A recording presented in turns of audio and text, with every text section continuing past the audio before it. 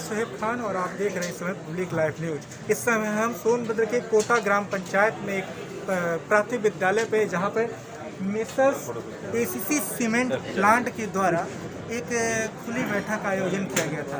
यह खुली बैठक इसलिए आयोजन किया गया था कि जिससे यहाँ के आवाम से कुछ लोगों से उनकी समस्याओं को से रूबरू होकर एक सीमेंट प्लांट जो लगाने का बात चल रही है उस पर लोगों की क्या राय है, कैसे लगना चाहिए, उनकी क्या समस्याएं हैं।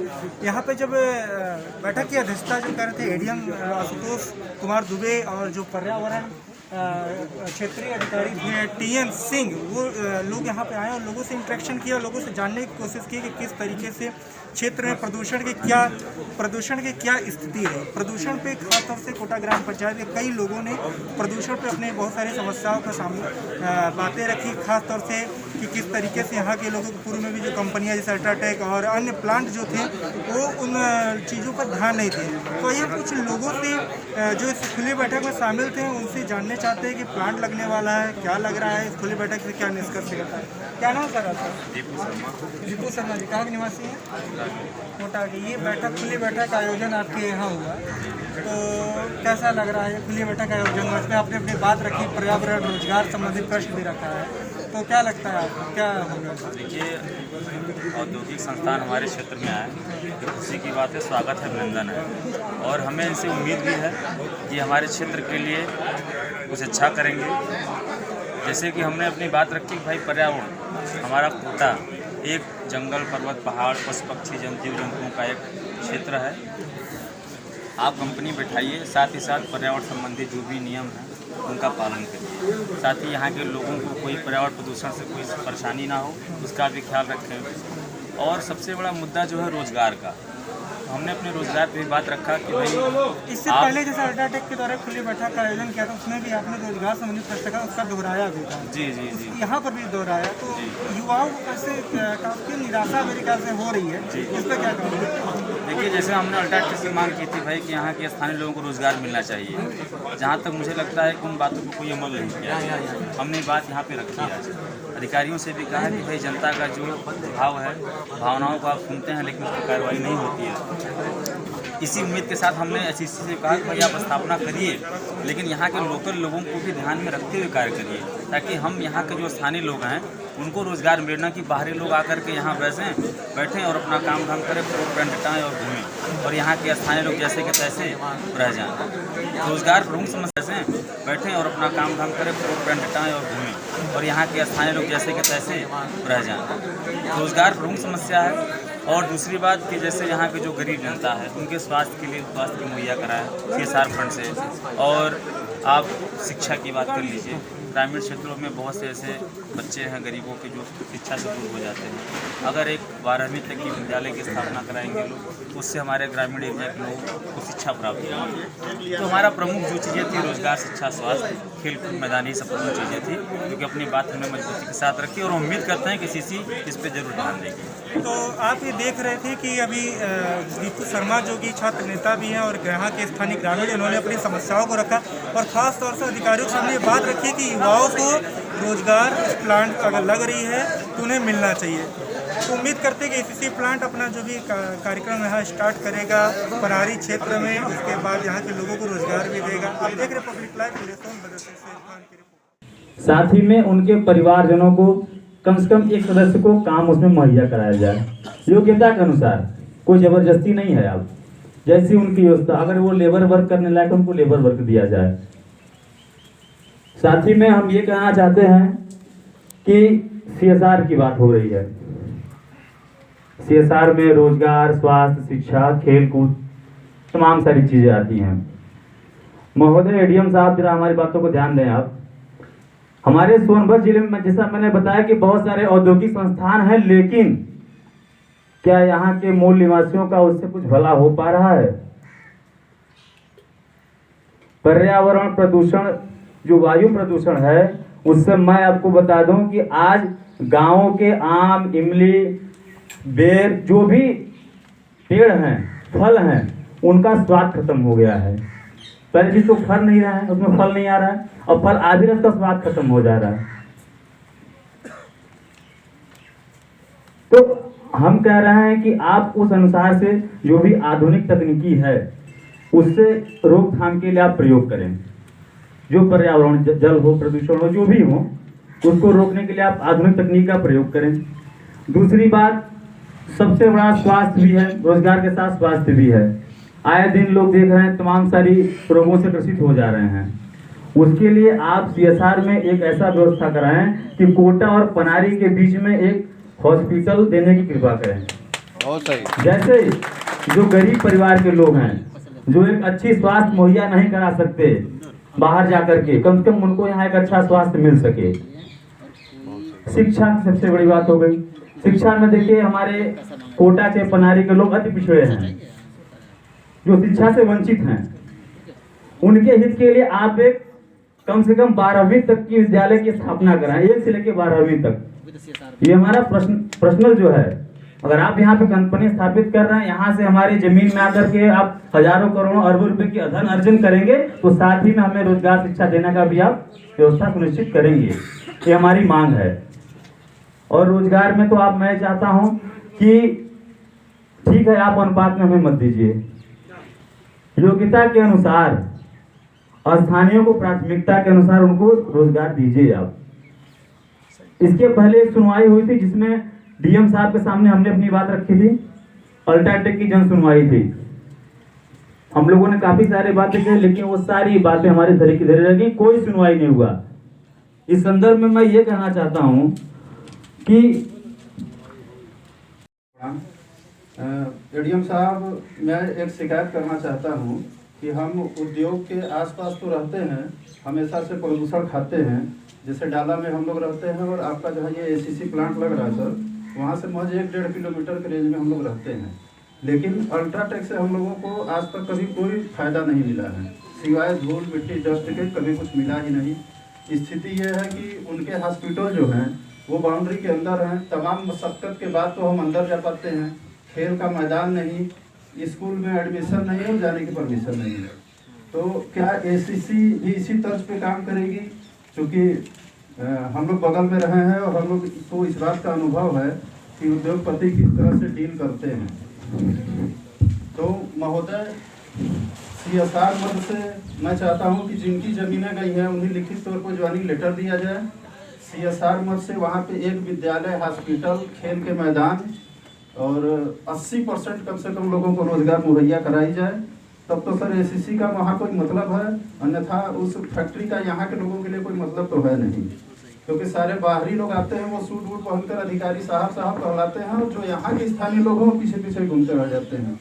तो ये सर हम लोग देख रहे हैं।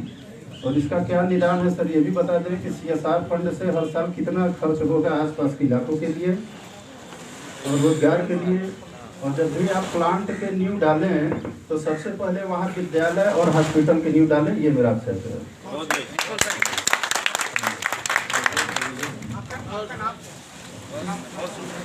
जी, मेरा नाम मनीष कुमार तिवारी है, मैं डाला का हूँ और मंडल उपाध्यक्ष हूँ भारतीय जनता पार्टी। इसमें जो विषय 2 भाग दिया है, एक तो आवर्ती खर्च है, वह टू कंट्रोल द पोल्यूशन है, वह इसका CSR का मत नहीं है। वह रिकरिंग प्रति वर्ष 3 करोड़ रुपया खर्च करेंगे बैग हाउस को अपडेट करने के लिए।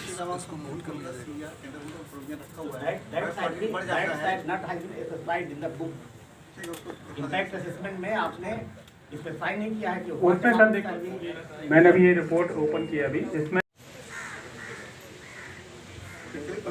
एरिया क्या है सर, क्योंकि उनके पूरा इंडस्ट्रियल जोन होता है, तो वहाँ पे भारत सरकार के द्वारा पूरी एक लिस्ट निकाली हुई है कितने क्रिटिकली इंपॉर्टेंट एरियाज हैं, वहाँ पे अलग अलग प्रावधान होते हैं काम करने के। उस तरीके से पूरा एक लिस्ट निकाली होती है। तो ये है बेसिकली जो वहाँ का पॉल्यूशन लेवल होता है, पॉल्यूशन लेवल ज़्यादा होता है इसलिए क्या है? बिल्कुल। तो ये जो एरिया है अनपरा एंड 12 क्लस्टर है यहाँ सोनभद्र डिस्ट्रिक्ट में, ये सभी CPA अनाउंस में है भारत सरकार द्वारा। उन एरिया में जो पोल्यूशन कंट्रोल के नॉर्म्स हैं वह थोड़ा स्ट्रिंजेंट हैं, इसलिए उस नॉर्म्स को ध्यान में रखते हुए CPA के बारे में जरा सा भी नहीं आपने विवेचना करी है कि चूंकि एरिया सीपीए है, इसलिए हम कंट्रोल ऐसा करेंगे कि सीपीए का जो सेफ्टी स्कोर है बढ़ने नहीं चाहिए। मैं समझ बढ़ेगी नहीं गया, हमारी। मैं समझ गया सर। उसके लिए क्या किया, जब हम लोगों ने तकनीकी प्रस्तुतिकरण किया ना कमेटी में, तो उन्होंने हमें आगे से क्या होता है 33% ग्रीन बेल्ट करना होता है, लेकिन उन्होंने हमें 40% के लिए कहा कि आप 40% करोगे। हमने कहा 40% यही करें। बात आपको जोर देनी चाहिए था कि चूंकि 33% नॉर्मल रेंज है, 40 किया गया, ये कहना चाहिए ना आपको। ज्यादा रहेगा। चलिए, एक तो बात होगी सीपीए की, दूसरी बात होगी कि रिजर्व फॉरेस्ट या वाइल्ड लाइफ सेंचुरी है यहाँ जी सर। 4.5 किलोमीटर दूर।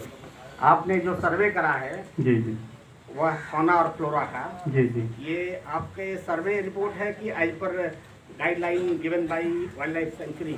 नहीं सर, वो सर्वे रिपोर्ट है। सर्वे में आपने बहुत सारे एनिमल लिखे हैं। हाँ जी sir. Have you seen this animal here? हाँ ये सर, ये सर। देखा है आपने? हाँ जी। टाइगर देखा? और सर उसमें पूरी लिस्ट हुई है, पूरे फोटोग्राफ्स हैं सारे, वो अपने। देखिए, नाम लिखिए, हाँ। तो लिखिए कि सेकेंडरी डेटा है। हाँ, हाँ, हाँ। ये हमारे आपने लिखा है सर्वे में हमने पाया कि दिस फौनाज आर प्रेजेंट हियर। ये फौना का जो सूची है वो बहुत लंबी कर दिया आपने। यहाँ आसपास के एरिया में भले उस कैमूर वाइल्ड लाइफ सेंचुरी में हो, लेकिन इस प्रोजेक्ट एरिया में ऐसा कुछ नहीं, प्रोजेक्ट एरिया में तो सर नहीं लिखा हुआ। प्रोजेक्ट एरिया में नहीं, स्टडी एरिया में लिखा हुआ है। विदिन पढ़ो अपने 10 किलोमीटर की जो त्रिज्या क्षेत्र है उसमें उसका विवरण दिया गया है। प्रोजेक्ट दाग होगा नहीं। नहीं, कैमूर अपना क्या एरियल डेटा 5.5 पे है और 1 किलोमीटर उसका संवेदनशील क्षेत्र, तो वो 4.5 पे। तो कैमूर का आधा भाग मतलब 10 किलोमीटर में आता है, तो उस वजह से शेड्यूल बन के। बहरहाल मैं ये नहीं कह रहा कि आप नहीं, सेकेंडरी डेटा है वो उन्हें दिया है कि हमारे जंगल में ये प्रजातियां हैं। दोनों आपके सर्वे में कभी मिला कोई? सर सर्वे में भी मिला, उसके भी फोटोग्राफ है। क्या होता है, प्राइमरी और सेकेंडरी दोनों के बेस पे जब बना के पूरा वो अभी की वाइल्ड वार्डन को सबमिट किया है, उनका अप्रूवल अभी विचाराधीन है सर। उनका जो फाइनल अप्रूवल विचाराधीन है। एक माइग्रेटरी रूट चाहिए जी उनके संचरण के लिए। हाँ जी, हाँ जी। माइग्रेटरी रूट आपने दिया है इसमें कहीं प्रोजेक्ट में? जब जंगली जानवर विचरण करते हैं तो उनकी माइग्रेटरी रूट चाहिए। नहीं सर, अगर इस एरिया में आते हो तो उनको पास कराने के लिए हम क्या उपाय करेंगे? माइग्रेटरी रूट के बारे में बताया जाता है कि माइग्रेटरी रूट है या नहीं है, तो माइग्रेटरी रूट तो है ही नहीं। 10 किलोमीटर में ऐसा कोई रूट नहीं है कि जो वो रूट यूज करते हो परियोजना पे आने के लिए। तो उसके बारे में लिखा गया कि बस सेंचुरी है। आपको इस बात पर स्ट्रेस देनी चाहिए कि उनका संचरण इस एरिया में नहीं होता है, आगे से ध्यान देंगे रूट सर। नहीं दिया गया है। आगे से ध्यान दिया जाएगा सर, वो करेगा। चलिए, नहीं एब्सेंस करिए कि ये हमारा रूट नहीं है, माइग्रेशन का रूट नहीं है ये। आपके द्वारा जो सर पॉइंट समझाए जा रहे हैं उनको बिल्कुल अनुपालन की जाएगी, उनको आगे से बिल्कुल ध्यान रखना चाहिए। दूसरी बात ये कि आपने SPM लेवल चेक करा है हाँ इस एरिया में। यस सर, जो डेटा आपने दिया है whether it is right? Yes sir, बिल्कुल ये सही है, क्योंकि जो SPM नहीं अभी PM 10 होता आपने किया है? हाँ सर, बिल्कुल। सेकेंडरी लैब करिए कोई? नहीं सर, हमारी खुद की लैब है, JM enviro lab accredited lab है, NABL एक्रेडिटेड लैब है। लैब तो है, हम जानते हैं कि लैब हो गया, बिल्कुल बिल्कुल। लेकिन ये जो डेटा दिया है यस सर, वो हमारे डेटा से मैच नहीं कर रहा है सर, क्योंकि जो 2 लोकेशन है वहाँ पे क्या है, काफ़ी इंडस्ट्रियल जोन जैसा हम बता रहे हैं, क्रिटिकली पॉल्यूटेड एरिया, तो उसकी वजह से 2 लोकेशन में उनके रिजल्ट ज़्यादा भी गए हैं। जिनकी जो मानक है वो 100 है, लेकिन 100 से भी ऊपर गए हैं वो, तो वो उस तरह के रीजन है। बाकी क्षेत्र में अगर देखा जाए तो 100 से काफ़ी नीचे उनकी लिमिट है, काफ़ी नीचे गए हुए हैं। दूसरा ये कि 350 किलोलीटर जल चाहिए तो हाँ जी, जिसमें से 50 KLD की परमिशन मिलेंगे आपको। हाँ बिल्कुल, ग्राउंड वाटर के लिए। बिल्कुल बिल्कुल। और रेस्ट पानी आप नदी से लेंगे। हाँ जी, आपने देखा कौन किस नदी से लेंगे हम पानी? हाँ सर, लिखा है ना, रेहान नदी, कहाँ लिखा है? यही में लिखा है। तौर में लिखा है कि you have to extract the water from the 2 rivers, whether quota, ये कन्हर एंड रेणु।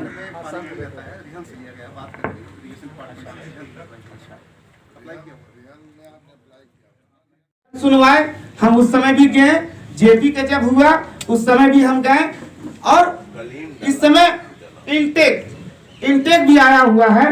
हमारे नौजवानों को रोजगार तो नहीं, ठीक है, आपने पहले कह दिया कि रोजगार के सवाल पर यहाँ बात नहीं होगा, लेकिन आप जब पढ़ रहे तो उसमें देख रहे थे कि स्थानीय रोजगार दिया जाएगा। तो कितना दिया जाएगा स्थानीय रोजगार भाई साहब? उसमें तो है लिखा, जो आपको जमीन का अधिग्रहण हुआ है सरकार आपको दिया, सरकार मेरी, मैंने वोट दिया, मैंने प्रधानमंत्री को बनाया, प्रधानमंत्री आपको दे रहा, तो आपको प्रधानमंत्री क्लियर करना था। प्रदूषण नियंत्रण बोर्ड की तरफ से कहें कि आपका इसमें कुछ क्लियर नहीं है कि आप घर के अंदर पेड़ लगाएंगे कि घर के बाहर पेड़ लगाएंगे, ये क्लियर नहीं है। आप कंफ्यूज रख रहे हैं, हम लोगों को कंफ्यूज रख रहे हैं, घर के अंदर पेड़ लगाएंगे। अच्छा, हम रावतगंज से चलते हैं सर। देखिए पूरा रावतगंज साहब आप आए हैं, डीएम साहब, पूरे रास्ता में प्रदूषण का ये हालत है कि मेरा फेफड़ा खराब हो गया, मैं पैरालिसिस हो गया 17 अप्रैल 2021 को डाला मेरा इसकी प्रदूषण खाने के बाद। लेकिन यहाँ से हमारा एक हॉस्पिटल नहीं है, पूरे कोटा ग्राम सभा में चले जाइए, हमारा अगर बीमारी होता तो हम इलाज कराने के लिए हमको रावतगंज जाते हैं, रावतगंज में भेजते हमको बनारस, अब बनारस में हम गरीब आदमी परेशान हो जा रहे हैं। टीबी का मरीज है, हिंडाल्को कंपनी अब तब से है सर प्रदूषण नियंत्रण बोर्ड वाले। आप जानिए कि हिंडाल्को में जो गंदगी यहाँ के जमीन में, जो कनहर का पानी पीने लायक था, जो सोन का पानी पीने लायक था, जो हमारे बाप दादा कुआं था, चापाकल था, वो पानी इतना अच्छा हम लोग पीते थे। लेकिन आज पानी में मट्टी के तेल जैसा चापाकल चलावा, जाके देखा वहां लाल लाल होकर चापाकल, कुइया के पास लाल हो गए। यानी हमने जांच कराया कि इस पानी में फ्लोराइड का मात्रा बहुत ज्यादा है। अब फ्लोराइड की वजह से ये आदिवासी इलाका बहुल क्षेत्र है। अब दूधी में देख लीजिए रावतगंज तक लोग टीबी का मरीज हो गया, फेफड़ा खत्म, लोगों का हड्डी इतना कमजोर हो जा रहा है कि चलते चलते टेढ़ा हो जा रहा। माँ का पेट से बच्चा भोपाल बन गया कि टेढ़ा हो जा रहा, हमारा बच्चा टेढ़ा पैदा हो रहा। आप 2-3 जो सवाल है स्पेसिफिक सवाल करिए, इतना समय नहीं है कि आपको पूरा 1 घंटा। तो हम आपको एनओसी नहीं देते, पहले इसको आप रोकिए। पहले आप हिंडाल्को को इंटेक में हमारा रोजगार दीजिए, हिंडाल्को और इंटेक का प्रदूषण, क्रेशर का प्रदूषण को रोकिए। अगर नहीं रोक सकते हैं प्रदूषण नियंत्रण बोर्ड, तो आपको एनओसी कोटा ग्राम सभा से नहीं मिलेगा जब तक आप क्लियर नहीं करेंगे हमारे बच्चों होगा। एसीसी लिमिटेड के द्वारा जो ये पब्लिक हियरिंग है, इसमें आप सभी का हार्दिक अभिनंदन है। एसीसी लिमिटेड ने ये एक स्टैंड अलोन ग्राइंडिंग यूनिट का प्रस्ताव रखा है, जिसकी क्षमता 3 मिलियन टन प्रति वर्ष सीमेंट उत्पादन क्षमता है। इसके साथ में 250 केवीए का डीजी सेट और साथ में रेलवे साइडिंग का भी प्रस्ताव है। यह परियोजना सलाई वनवा ग्राम पनारी कोटा में तहसील, जो कि तहसील ओबरा जिला सोनभद्र में आती है।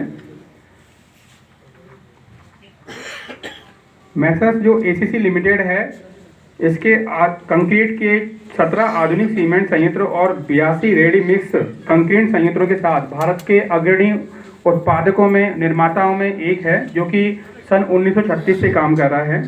यह ग्लोबल होलसेल ग्रुप का हिस्सा है, जिसका 90 देशों में संचालन है। और आज की तारीख में अगर देखें तो सीमेंट की स्थापित क्षमता लगभग 33.4 मिलियन टन प्रति वर्ष है। जैसा कि अभी क्षेत्रीय अधिकारी साहब ने बताया कि ये जो इस भारत सरकार की जो अधिसूचना है, जो 14 सितंबर 2006 को जारी हुई थी, उसमें श्रेणी और ए और बी का उसमें आकलन होता है। लेकिन यह परियोजना श्रेणी बी में आती थी। लेकिन कैमूर जो वाइल्ड लाइफ सेंचुरी है, वन्यजीव अभ्यारण्य है, उसका जो पारिस्थितिकी संवेदनशील क्षेत्र है वो 4.5 किलोमीटर के अंदर आता है अपने प्लांट प्रोजेक्ट साइट से। इस वजह से ये जो श्रेणी है वो केंद्रीय स्तर पे इसका मूल्यांकन किया जा रहा है। पर्यावरण स्थिति की बात करें कि सबसे पहले हमने पर्यावरण, वन एवं जलवायु परिवर्तन मंत्रालय को आवेदन 13 सितंबर और जो स्किल है, जैसे बात की गई, जो स्किल रहेगा, जो योग्यता रहेगी, जो ज़रूरत रहेगी, उसके हिसाब से रोजगार के अवसर सबसे ज़्यादा यहीं के लोगों को दिया जाएगा। सबसे पहले अगर स्किल हमें मिलता है तो यहीं पर दिया। जो स्किल नहीं मिलेगा वो हम बाहर से कोई भी नहीं, दूसरे प्रांत से, जैसे एरिया होता है, मान लीजिए ओबरा है या जिला हो गया सोनभद्र, तो यूपी से आएंगे, या कहीं अगर कुछ हो स्किल नहीं मिलता है तो बाहर से भी आ सकते हैं। बाहर मतलब अगल बगल से आ सकते हैं, कहीं से भी अगर ज़रूरत पड़ी तो। अगर यहाँ ज़रूरत सब लोग मिल जाते हैं तो नहीं लेंगे। दूसरी बात, जैसे रोजगार जब कंस्ट्रक्शन चालू होगा तो कंस्ट्रक्शन क्या होता है, हमारी कोई एक्सपर्टीज़ नहीं है, हम उसके अभ्यस्त नहीं है, उसको नहीं जानते हैं। ये लगाने के लिए कोई आदमी होता है जो प्लांट को लगाता है, आपने देखा होगा। लगाने के लिए बहुत ही कार्यकुशलता की आवश्यकता होती है, बहुत ही सक्षम लोग होते हैं, उस काम को काबिल होते हैं, ज़रूरियात के हिसाब से वो काम करते हैं, तो ऐसे लोग आएंगे। लेकिन जहाँ पर लेबर सप्लाई है, जहाँ पर स्किल की सप्लाई है, जो यहाँ लोकल हमको इलेक्ट्रीशियन मिल सकता है, फिटर मिल सकता है, उसको हम यहाँ से लेने का प्रयास करेंगे। जो भी आएगा बाहर से, सबसे पहले उसको जुड़ाव कराएंगे हम लोग, कि जो लोकल में जो स्किल मिल रहा है सबसे पहले उनको लिया जाएगा। दूसरी बात हो गई, जब फिर 2000 के आसपास रखेंगे कि निजी कंपनी में हाँ जी। अभी सुनने दीजिए। गाड़ी में रखेंगे कि कंपनी में? अभी निर्माण के समय तो रोजगार की बात करें, परमानेंट है या परमानेंट नहीं, वो अलग है। रोजगार की बात कर रहे हैं हम। दूसरे जब 2000 आदमी रहेंगे उसमें भी वही प्रयास रहेगा कि ज़्यादा से ज़्यादा लोगों को ही दिया जाए, जो नहीं मिलता वो लिया जाएगा। जब प्लांट चालू होगा, कमर्शियल प्रोडक्शन बोलते हैं उसको, व्यावसायिक उत्पादन जब चालू होगा तब 250 आदमी लगेंगे, जो कि कॉन्ट्रैक्ट में भी हो सकते हैं, परमानेंट भी हो सकते हैं। 200 जितने थे सबको नोट किया हुआ है। और इसमें 4 मुद्दे मेन हैं। 4, अगर सभी लोगों की बातों को सुनने के बाद अगर निष्कर्ष पर पहुँचें तो 4 मुद्दे जो हैं, ज्वलंत मुद्दे जो इसमें जो बातें रखी गई उसके बारे में बताऊँगा।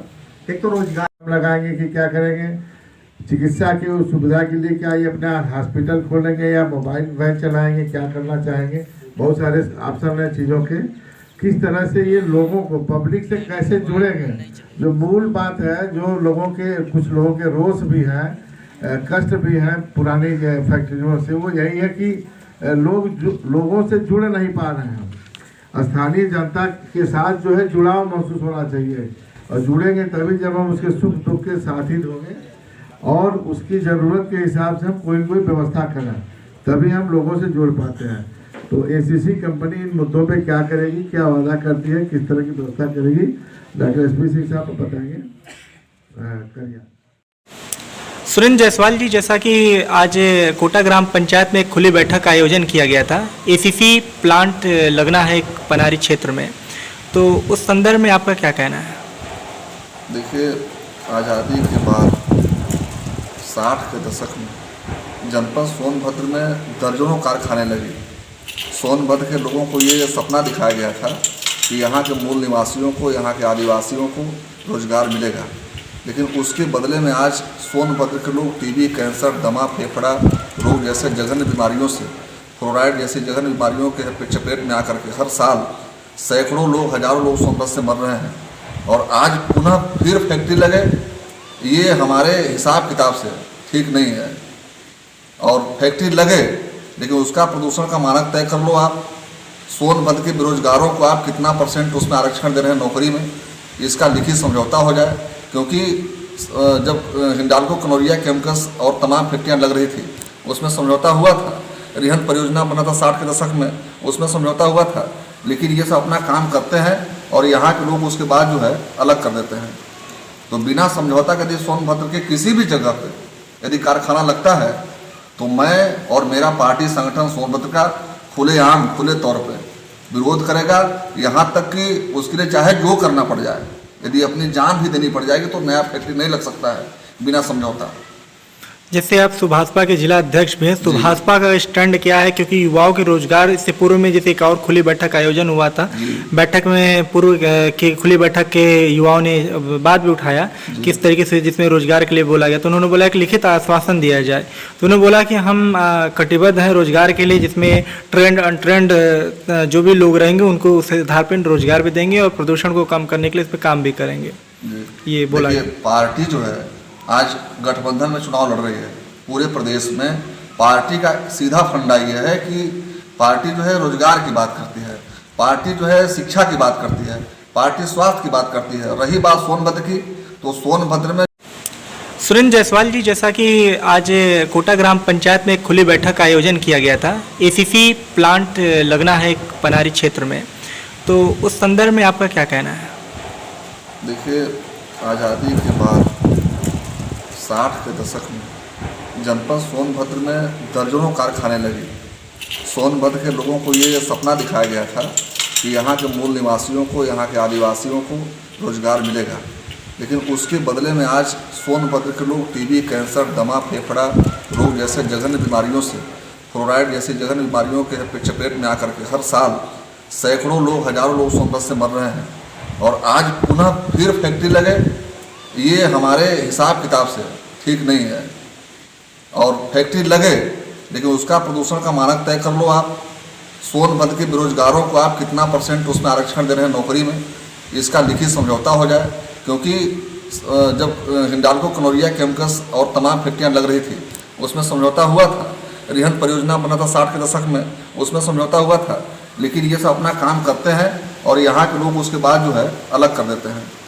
तो बिना समझौता के यदि सोनभद्र के किसी भी जगह पे यदि कारखाना लगता है तो मैं और मेरा पार्टी संगठन सोनभद्र का खुलेआम खुले तौर पे विरोध करेगा, यहाँ तक कि उसके लिए चाहे जो करना पड़ जाए, यदि अपनी जान भी देनी पड़ जाएगी तो नया फैक्ट्री नहीं लग सकता है बिना समझौता।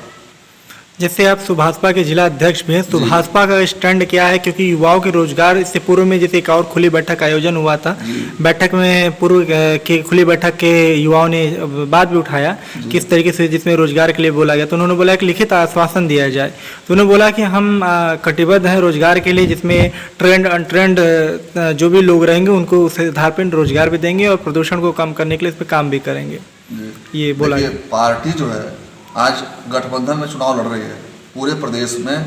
पार्टी का सीधा फंडा ये है कि पार्टी जो है रोजगार की बात करती है, पार्टी जो है शिक्षा की बात करती है, पार्टी स्वास्थ्य की बात करती है। रही बात सोनभद्र की, तो सोनभद्र में ट्रेंड अनट्रेंड जो भी लोग रहेंगे उनको उस आधार पर रोजगार भी देंगे और प्रदूषण को कम करने के लिए इस पर काम भी करेंगे, ये बोला।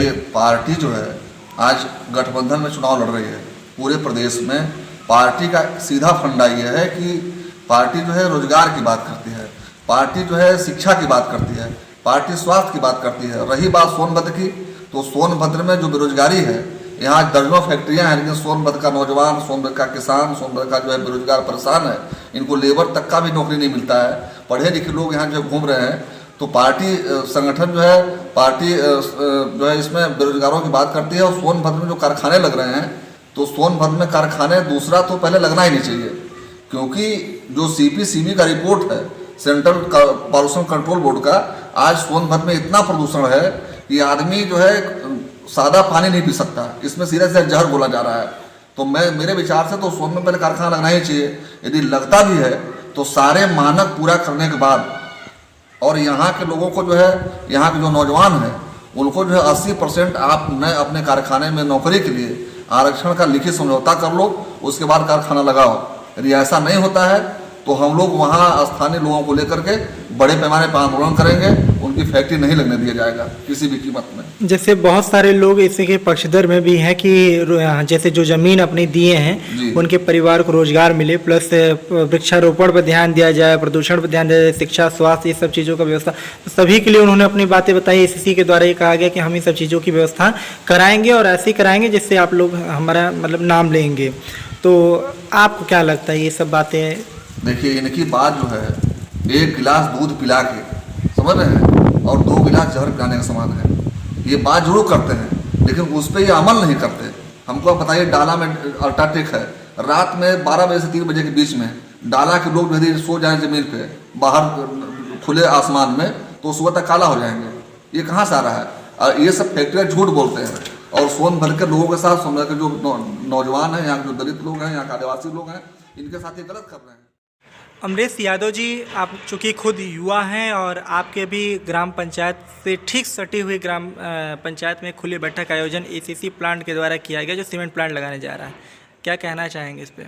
सर्वप्रथम तो ये कहना चाहेंगे, जब खुली बैठक थी तो हम लोगों को इनवाइट नहीं किए, सूचना नहीं दिए कि इस तारीख को खुली बैठक है और उस पर विचार विमर्श किया जाएगा ACC सीमेंट फैक्ट्री के बारे में।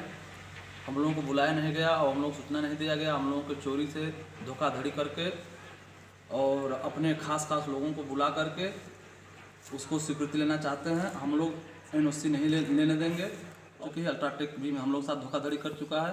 अल्ट्राटेक बोले थे कि हम पूरे यहाँ के युवाओं को आरक्षण देंगे, नौकरी देंगे, फ्री में शिक्षा देंगे और फ्लोरोसिस मुक्त पानी देंगे। अभी तक कोई चीज़ नहीं दिया गया। झूठ बोल करके, झूठे वादे करके हम लोगों से NOC का परमिशन करा लेते हैं, हम लोग सिग्नेचर करके दे देते हैं, सहमति बना लेते हैं। लेकिन जब उनको NOC मिल जाती है तो एक भी मानक पूरा नहीं करते हैं। जब तक लिखित नहीं होगा और एग्रीमेंट नहीं होगा मानक, तब तक हम लोग उनकी फैक्ट्री को NOC नहीं लेने देंगे और किसी भी तरह से उनको स्वीकृति नहीं लेने देंगे। जैसे प्रश्न युवाओं ने उठाया था कि आप हॉस्पिटल और स्कूल की नींव पहले रखिए तो फैक्ट्री की नींव रखिए। हम लोग लिखित में भी दिए थे, उस जन सुनवाई में भी कहे थे। वो बोले कि बस 6 महीने के अंदर में काम लगा देंगे, न कोई हॉस्पिटल बना, न कोई कॉलेज बना, न यहाँ के लोगों को कोई सरकारी उनके द्वारा न कोई बस चलाया जा रहा है इस बच्चों ले जाने के लिए स्कूल के लिए। और न पानी का कोई व्यवस्था है। यहाँ भी सब लोगों का दांत खराब हो जा रहा है, पैर का लंगड़े हो जा रहे हैं फ्लोरोसिस पानी पीने से, और ये सब बीमारियां जो आ रही हैं केवल फैक्ट्री लगने से ही आ रही हैं। लोग जैसे एक बुद्धिजीवी अधिकारी ने ये बोला कि यहाँ की मिट्टी में फ्लोराइड है, पानी फैक्ट्रियों के पानी की वजह से ये फ्लोराइड नहीं हो रहा है। जो भी प्रदूषण हो रहा है वो भी जल वातावरण को दूषित करता है, और जल प्रदूषण होता है। ऊपर की जितनी भी राख है जल में ही पड़ती है, नदी में पड़ती हैं, और नदी की स्रोत हर पानी हर बोरिंग से अटैच है, वो उससे ही होके आता है, और उसके वजह से हर पानी में फ्लोरोसिस होता है और अनेकों तरह की बीमारियाँ आती हैं। जबकि जितने भी ऊपर से डस्ट उड़ रहा है वो तो पानी में भी बैठेगा, और जब बैठेगा तो स्रोत के माध्यम से लोगों को उसको जलपान करते हैं। तो इनके द्वारा न कोई फ्लोराइड मुक्त न आरओ को पानी भिजवाया जा रहा है, न कहीं बोरिंग करके व्यवस्था किया जा रहा है। तो यहाँ के लोग दिन पर प्रतिदिन बीमार होते जा रहे हैं, और हर साल हर वर्ष और हजारों की संख्या में लोग उनकी मृत्यु हो जा रही है सिर्फ फ्लोरोसिस की। लोग हैं हमारे बड़े लोग, मामा लोग, नहीं चले ना, बैठिए, सारी लोगों के हम हाथ जोड़ रहे हैं। और हमारा नाम है प्रहलाद चेरो, हम कोटा ग्राम प्रधान हैं। और हमारा ज़्यादा कहने का मतलब नहीं है सर, यही है कि जैसे कहा गया कि नहीं कितना यहाँ रोजगार मिलेगा इस ग्राम सभा के, उसी को बता दे सर लोग कि कितने % देंगे। हम उसी को सुनना चाहते हैं, सारी लोग हमारे गांव के हैं, उन लोग भी सुन लें, और हम इससे ज़्यादा बात नहीं। बहुत सही। व्यवस्था जो वहाँ का जो लोक संस्कृति है उसका पतन होता है। निजी कंपनियों के प्रबंधन में इंसाफ की बात क्या करते हैं श्रीमान, यह तो ऐसे लगता है जैसे सिख के मोहल्ले में वो नाई की दुकान। मैं दावे के साथ कहता हूँ श्रीमान जी, आप 9 नवंबर 2020 में रहे, उसमें वादा किया गया था कि यहाँ के लोगों को रोजगार दिया जाएगा, प्रबंधन के द्वारा यहाँ पर कार्यक्रम रखा गया। मुझे बताया गया, आप सभी लोग उपस्थित है, कई लोगों को रोजगार मिला जो यहाँ की बातें रखी गई। अगर किसी को मिला हो तो हमको बताए भाई, यहाँ जितने लोग पूछे हैं किसी का परिवार का कोई रोजगार पाया हो, किसी को रोजगार नहीं मिला, प्रदूषण ऊपर से हुआ, बीमारियां बढ़ रही हैं। ACC लिमिटेड के द्वारा जो ये पब्लिक हियरिंग है, इसमें आप सभी का हार्दिक अभिनंदन है। ACC लिमिटेड ने ये एक स्टैंड अलोन ग्राइंडिंग यूनिट का प्रस्ताव रखा है, जिसकी क्षमता 3 मिलियन टन प्रति वर्ष सीमेंट उत्पादन क्षमता है। इसके साथ में 250 kVA का DG सेट और साथ में रेलवे साइडिंग का भी प्रस्ताव है। यह परियोजना सलाई वनवा ग्राम पनारी कोटा में तहसील, जो कि तहसील ओबरा जिला सोनभद्र में आती है। मैसर्स जो ACC लिमिटेड है, इसके कंक्रीट के 17 आधुनिक सीमेंट संयंत्र और 82 रेडी मिक्स कंक्रीट संयंत्रों के साथ भारत के अग्रणी उत्पादकों में निर्माताओं में एक है, जो कि सन 1936 से काम कर रहा है। यह ग्लोबल होलसेल ग्रुप का हिस्सा है, जिसका 90 देशों में संचालन है। और आज की तारीख में अगर देखें तो सीमेंट की स्थापित क्षमता लगभग 33.4 मिलियन टन प्रति वर्ष है। जैसा कि अभी क्षेत्रीय अधिकारी साहब ने बताया कि ये जो इस भारत सरकार की जो अधिसूचना है जो 14 सितंबर 2006 को जारी हुई थी, उसमें श्रेणी और A और B का उसमें आकलन होता है, लेकिन यह परियोजना श्रेणी B में आती थी। लेकिन कैमूर जो वाइल्ड लाइफ सेंचुरी है, वन्यजीव अभ्यारण्य है, उसका जो पारिस्थितिकी संवेदनशील क्षेत्र है वो 4.5 किलोमीटर के अंदर आता है अपने प्लांट प्रोजेक्ट साइट से। इस वजह से ये जो श्रेणी है वो केंद्रीय स्तर पे इसका मूल्यांकन किया जा रहा है। पर्यावरण स्थिति की बात करें कि सबसे पहले हमने पर्यावरण, वन एवं जलवायु परिवर्तन मंत्रालय को आवेदन 13 सितंबर